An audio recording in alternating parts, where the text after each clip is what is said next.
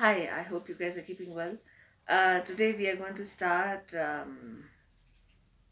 new chapter on page number 117. Madam rides the bus. Valia Kanam. So, in this sensitive story, an 8-year-old girl's first bus journey into the world outside her village is also her induction into the mystery of life and death. So, this is the first time a young girl is trying to explore the world independently. This is the first time she's traveling in a bus, first time she's traveling independently alone, and first time when she is experiencing different things apart from what children usually experience, apart from um, chocolates and toffees and candies, apart from crying and laughing and sleeping. So, this is the first time she's learning the harsh realities of life. She sees the gap between our knowing that there is death and our understanding of it. So, she is trying to understand, as in, what is the how people take death and how they understand what is their understanding of death. So you must have traveled by bus more than once. Everyone must have traveled in a bus at least once in their lifetime. What can you see from a fast moving bus? What is it when you are using a public transport? How can you see? Do you think you can see other things which you can see outside?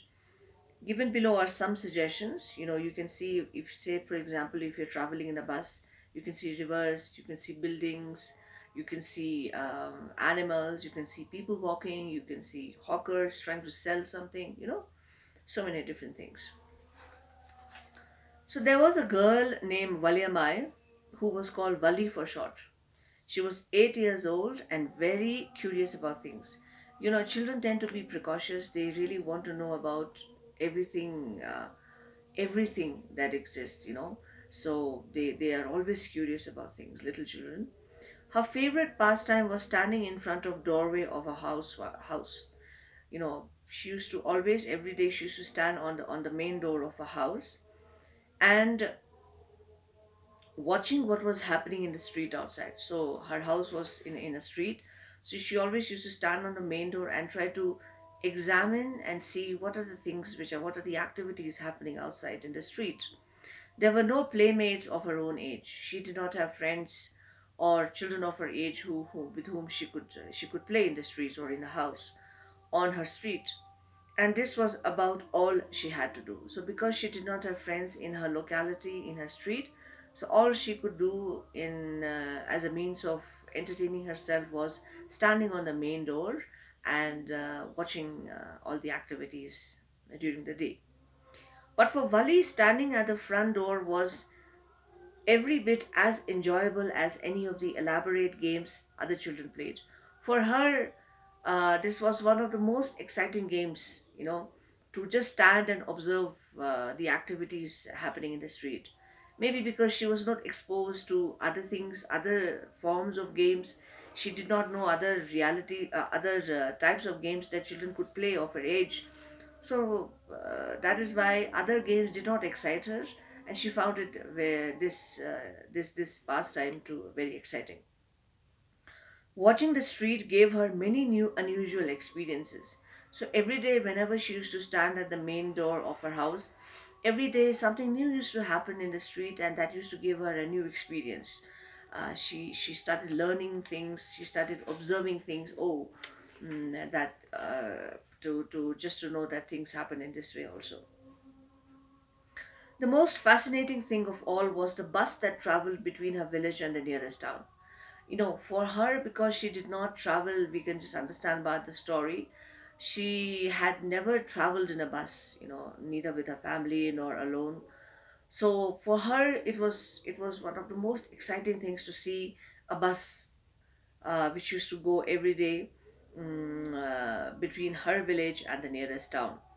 It passed through her street each hour. After every 1 hour, a bus used to come, which used to go to the nearest town in her street. Once going to the town and once coming back. So this bus used to go once and then come back once. The sight of the bus, the moment Wali used to see the bus, filled each time with a new set of passengers. And every time, you don't get the same passengers all the time. So every time there are new passengers, there are new experiences, there are new things happening in the bus. So all that used to give her so much excitement that she really used to long to see the same bus but with different set of passengers after every hour. Was a source of unending joy for Vali, and Vali used to love it, and she used to watch it, with keen interest. Every activity, every time the passengers used to board the bus, and every time the bus used to come back from the nearest town, it was also exciting for an 8-year old. Day after day she watched the bus, and gradually a tiny wish crept in her head and grew there. So every day she used to stand out at the main door of a house, and every day she used to see these passengers getting in the bus and going to the nearest town and coming back. And somehow, unknowingly, within that process, she realized, and she started wishing something. As human beings, we have a wish. So there was a wish that started creeping in her mind, started developing in her head. She wanted to ride on that bus. She said, I wish I could go get on that bus and go as other passengers, enjoy the journey and come back. Even if it is just once, even if she has to travel just once, but she really wanted to do that. This wish became stronger and stronger until it was an overwhelming desire. She had reached a point where she could no longer hold her patience. She had become so excited about her desire to travel in that bus that she really had to do it. She just could not control herself. Vali would stare wistfully. Wistfully means longingly. She really wanted that bus travel badly. At the people who got on or off the bus when it stopped at the street corner. So she used to watch at all the people who used to board the bus and get down from the bus. She used to wait and watch all those people, when the bus used to come in her street. Their faces would kindle in her longings, and she could feel that their faces kindle usually means when you're setting something on fire. Here, kindle means it has been used metaphorically. Kindle means that to as if their face is full of life. They become so excited after a long journey, and they wanted to share their experiences. They did something for a change, something different from their mundane, monotonous daily life. They did something really exciting, and dreams and hopes. And so there were so many dreams and hopes about the bus journey. If one of her friends happened to ride the bus and tried to describe the sights of the town to her, Wally would be too jealous to listen and would shout in English, proud, proud, you know, typical of a young girl. So if any of her schoolmates or friends used to narrate the story about experience, about what happened in the bus and how she went in that bus to the town and came back, she used to feel so jealous, so envious, and used to start shouting proud. Neither she nor friends really understood the meaning of the word, but they used it often as a slang expression of disapproval. These children were 8, and they really did not.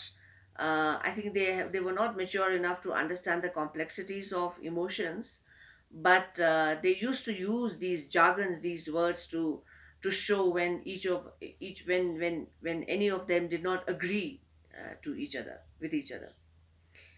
Over many days and months, Vali listened carefully to conversations between her neighbors and people who regularly used the bus. So she was observing and she was preparing herself basically for a travel.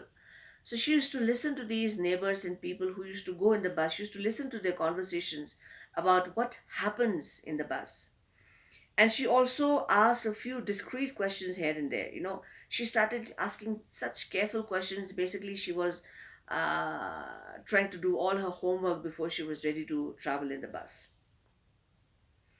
And this way, she picked up various small details about the bus journey. So she had a good picture about what usually used to happen in the bus. The town was 6 miles from her village, the village where Wali used to live, and the fare was 30 paisa one way. So 30 paisa to go to the new town and 30 paisa to come back. So basically 60 paisa, which is almost nothing at all. She heard one well dressed man say, and so she heard one of the people talking that it is very cheap, the bus fare is very cheap. But to Wali, who scarcely saw that much money from one month to the next, it seemed a fortune. For a young 8-year-old, it seemed a lot of money, 60 paisa. The trip to the town took 45 minutes, and and the whole journey used to take 45 minutes. On reaching town, if she stayed in her seat and paid another 30 paisa, she would return home on the same bus. So basically, she need not to travel in a different bus, because she was not going for shopping, she was not going to do something different. All she had to do was just sit in the bus and come back. And this meant that she could take the 1 o'clock afternoon bus. This was her plan. Reach the town at 1:45 and be back by 2:45. This was Wali's plan. On and on went her thoughts as she calculated and recalculated, planned and replanned. So she was basically preparing herself, as in, what am I supposed to do and what am I going to do when I reach? How will I prepare? How will I take out the time?